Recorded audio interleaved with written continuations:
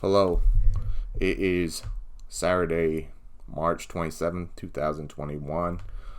This was a turmoil week of trading for me. I've lost quite a bit of money this week. So if you see,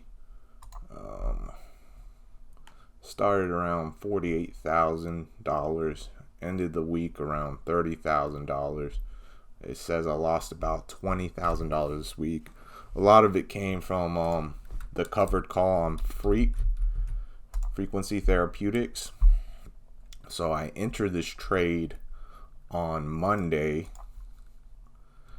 Over here, it was running up, closed in the money, and then overnight it dropped because they released news that their FDA trial for the drug they were developing did not go through. And when I bought this, I bought it for the premiums. It was giving around a 35% premium for holding it for a month. And so when I bought it, the reason I thought the premiums were high was because of the earnings. So the earnings were going to be released that same week. So I thought I had some time to hold on to it. It could run up during the earnings and maybe I can exit it, or if it got bad news, I could exit it. But with the covered calls, you can get, this is like the worst case scenario. The worst case scenario happens when you get caught, overnight, and you can't exit the trade because you can't sell your stock because it's being used as collateral. So it hit the low. I could hold on to the stock, but I decided just to sell it and move in another direction. So they updated the price recommendations. Low target of 10, mean target 21.67, high target of 35. So what will probably end up happening is this stock will probably trade sideways and maybe run up slightly over the months until the new catalyst comes. This is where I screwed up. I usually go to the site. Let's pull it up here. FDA calendar. So you could look this up, biopharma catalysts, and that week it usually on the front calendar will tell you, what company is having trials, but frequent FREQ wasn't on the calendar, so I didn't think they were reporting trials that week when I checked. I should have gone to this search, or looked up company search, biotech companies, or pipeline drug database screener. One of these I went to and it showed up the second time after it dropped. So yeah, it's the worst case scenario. I've done covered calls on other trials, and I was able to actually profit. Vaxart was a big one I did. So that's why they don't necessarily scare me as much as they should. You can see it went up, and I bought a covered call around here. It shot up, and then got the news its drug didn't work, and you have time to get out. So you can have time to get out of these calls if it's during the market hours. I'm not sure it's showing the market hours, but if it's during the market hours, all you have to do is buy back the options you're selling, and then you can exit the stock, and you could do it rather quickly. And a lot of the times the option prices will fall quicker than the stock.